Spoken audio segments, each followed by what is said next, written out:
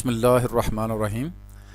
ये मेरे पास बुक है, एलिमेंट्री स्टैटिस्टिक्स 7th एडिशन है और स्टेप बाय स्टेप अप्रोच।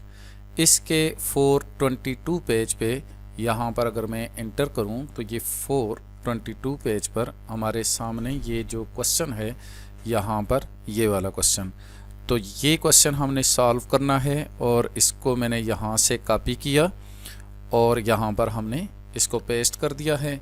और ये क्वेश्चन है क्रेडिट कार्ड डेबिट। अब इसमें ये कहता है कि it has been reported that the average credit card debit for a college seniors is $3262। अब रिपोर्ट ये है कि एवरेज डेबिट जो है वो $3262 है, लेकिन students senates feel that it is much less than this, यानी कि मच लेस देन दिस। किसकी बात हो रही है कि इससे बहुत कम है। ये स्टूडेंट सेनेट का ख्याल है कि इससे बहुत कम है। आगे उसने डेटा दिया है, so it conducted A study of 50 randomly selected senior, 50 senior select किए हैं और उनकी एवरेज डेबिट देखा है तो वो इतना आ रहा है $2995 है और स्टैंडर्ड डिविएशन पॉपुलेशन का ये $1100 है।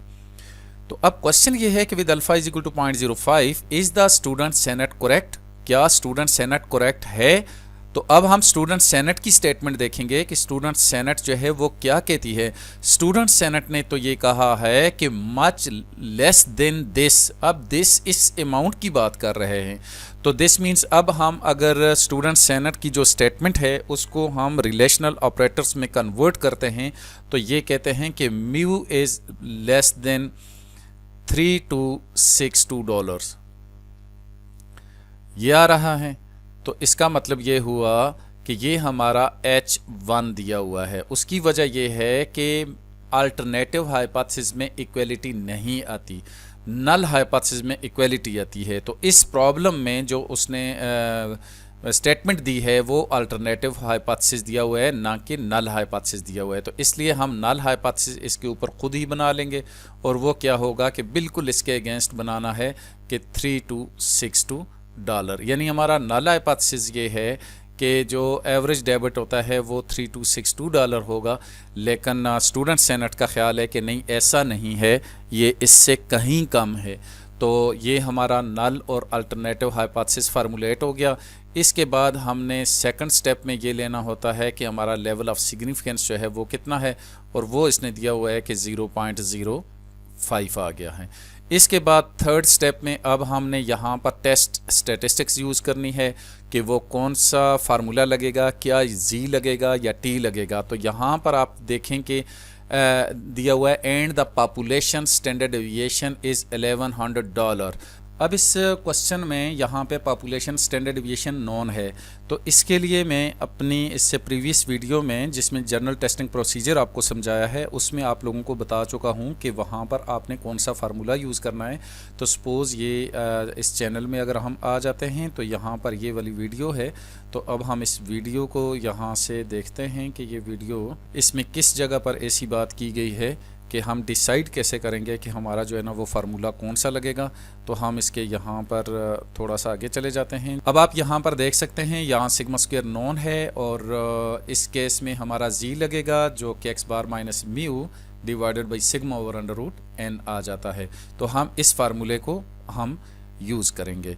तो हमारा जो टेस्ट स्टैटिस्टिक का फार्मूला होगा वो क्या हुआ, x bar minus mu divided by sigma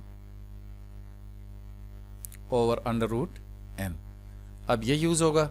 इसके बाद हमारा फोर्थ स्टेप जो है वो हमारा क्या है, क्रिटिकल रीजन। तो क्रिटिकल रीजन हम बना लेते हैं इस क्वेश्चन के लिए। इसमें हम देखते हैं कि यहाँ पर हमारा H1 है, म्यू इज़ लेस देन $3262। तो यहाँ पर हम लिखेंगे H1 mu is less than $3262। ये इसके बेस पे हमारा ये बनता है। अब हम यहाँ पर क्या लेंगे, अल्फ़ा जो है वो हमारे पास 0.05 है जो ऊपर हमने लिया हुआ है, यहाँ पर ये देख लें। और इसके मुताबिक हमारा जो नॉर्मल डिस्ट्रीब्यूशन का जो शेप बनेगी वो कुछ इस तरह से बनेगी। इसमें यहाँ पर हम अपना ये जो लेवल ऑफ सिग्निफिकेंस है वो 0.05 इस तरफ मार्क करते हैं और यहाँ पर हमारा 0 आ जाएगा। अब हम 0.05 को जो है जाके टेबल में देखेंगे। नॉर्मल डिस्ट्रीब्यूशन का टेबल यूज़ करते हैं और नॉर्मल डिस्ट्रीब्यूशन का टेबल आएगा हमारे पास यहाँ से। ये देखें, ये नॉर्मल डिस्ट्रीब्यूशन का टेबल आ गया। तो 0.05 के जो क्लोज तरीन वैल्यू है वो यहाँ पर ये है। इसके सामने हमारे पास जो z की वैल्यू है वो है -1.6 और इसके ऊपर 5 है। आप ये भी यूज़ कर सकते हैं, यहाँ पर -1.64 भी यूज़ कर सकते हैं या -1.65।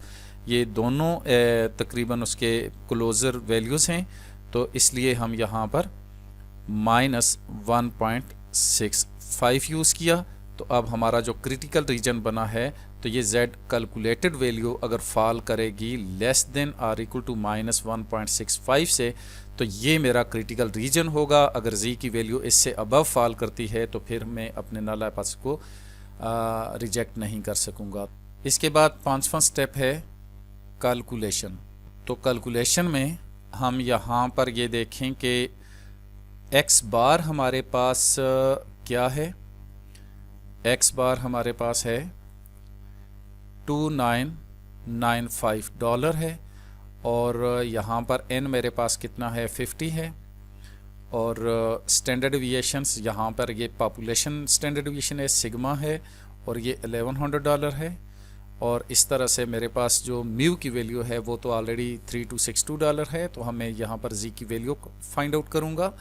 तो z की वैल्यू कहाँ से आ जाएगी 2995, क्योंकि मेरा जो z का फार्मूला है वो यहाँ पर ये है। इसमें वैल्यू सब्स्टिट्यूट कर रहा हूँ मैं, -$3262 डिवाइडेड बाई 1100 और डिवाइडेड बाई 50 अंडर रूट। अब इसको मैं कैलकुलेटर से सॉल्व कर लूँगा तो मेरे पास z की वैल्यू आ जाएगी। तो मैं कैलकुलेटर यूज़ कर लेता हूँ। तो ये कैलकुलेटर आ गया। इसमें हम लिखेंगे, ये देखें 2995 माइनस 3262, इसको ब्रैकेट को क्लोज़ किया, इसको डिवाइड किया है हमने, इसको भी ब्रैकेट में रख लेंगे हम। यहाँ पे 1100 और इसको डिवाइड करेंगे स्क्वायर रूट 50 पे, यहाँ से इसको क्लोज कर देंगे और इसको इक्वल किया तो ये आता है -1.72 के इक्वल। तो ये z की वैल्यू जो है वो आ गई है -1.72 है। अब हम कंक्लूजन लिखेंगे छठे स्टेप में, कंक्लूजन्स। तो आप यहाँ पर देखें कि ये जो कैलकुलेटेड वैल्यू है ये z की -1.672, तो यहाँ पर इसको देखें कि ये कहाँ पर फॉल कर रहा है। ये 0 आ रहा है, यहाँ तक -1.65 आ रहा है। तो हमने यहाँ पर ये क्रिटिकल रीजन मार्क भी किया था कि अगर कैलकुलेटेड वैल्यू लेस देन हुई तो फिर हमारा ये क्रिटिकल रीजन बन जाएगा, मींस कि वो यहाँ पर आ रहा है, इस जगह पर आ रहा है। तो इसका मतलब ये -1.72 जो है वो क्रिटिकल रीजन में फॉल कर गया है। तो हम यहाँ पर लिखेंगे since calculated value of z, यानी कि z cal fall in the critical reason,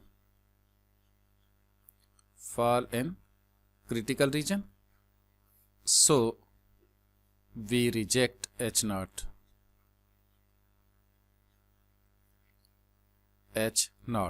तो H0 रिजेक्ट हो गया। H0 में क्या था कि म्यू इज ग्रेटर देन $3262, तो ये रिजेक्ट हो गया। तो इसका मतलब है हमारा ये हाइपोथेसिस एक्सेप्ट हो गया, अल्टरनेटिव हाइपोथेसिस एक्सेप्ट हुआ है। तो अल्टरनेटिव हाइपोथेसिस में क्या है कि average is much less then $3262। तो यही स्टेटमेंट थी किसकी, स्टूडेंट सेनेट की। तो उसने ये कहा था कि is the student senate correct, तो हम कहेंगे yes student senate is correct.